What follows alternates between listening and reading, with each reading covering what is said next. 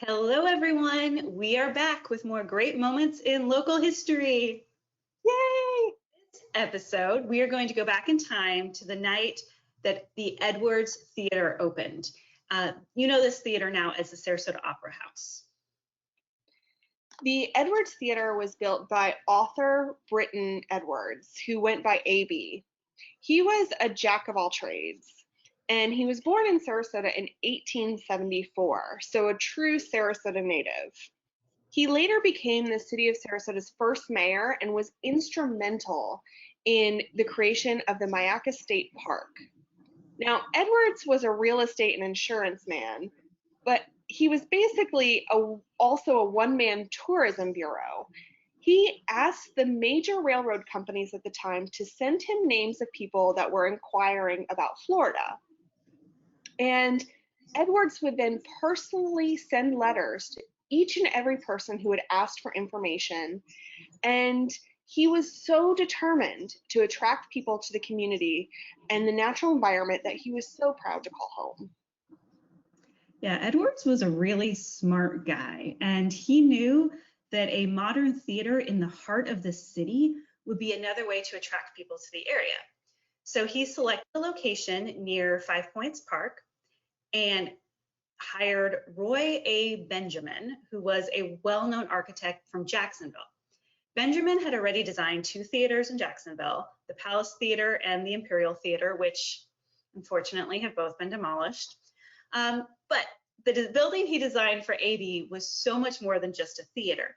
It also included space for 12 businesses, which included a jeweler, a candy shop, and even Mr. Edwards' office, as well as furnished apartments. It would be very cool to live there. Absolutely. And the Edwards Theater opened on April 10th of 1926, a truly great year in the world of Sarasota, but even more pronounced because of this opening. And it was started with this dazzling program of music by local talent, including the Czechoslovakian band, which we'll get into in some future episodes, as well as the feature film Skinner's Dress Suit. And that starred Reginald Denny and Laura DuPont. And if I'm saying her name wrong, I'm so sorry. But several stores throughout the area actually placed ads in that day's paper to offer congratulations and words of appreciation for AB and his building of this theater. Truly, the opening of the Edwards Theater had everyone in the community excited. A crowd of 1,500 people were in attendance at the grand opening celebration, and the local newspaper reviewed every immaculate detail of the evening's event. They went into the way that the walls looked and the paint color and the sconces. It was kind of crazy. They even published the name of the first child to purchase a ticket to the theater in the paper. And by the way, that was 8-year-old Merle Davis. Very cool. Of course, like everything else, the Edwards Theater evolved and changed over the years. In the mid-1930s, the theater was dubbed the Florida Theater, which famously premiered the 1956 movie The Greatest Show on Earth by Cecil DeMille, starring Charlton Heston and Dorothy Lamour.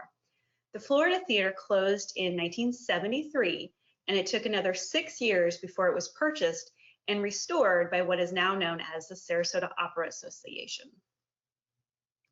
Now, the next time you're able to walk by the Sarasota Opera House, we definitely encourage you to find the special plaque on the wall that is on the side, and it honors A.B. Edwards. It's a really great program. It's a little blue plaque, and it has his name on it. And we encourage you to also tip your hat to A.B. And, with our favorite saying, I think we should close it up.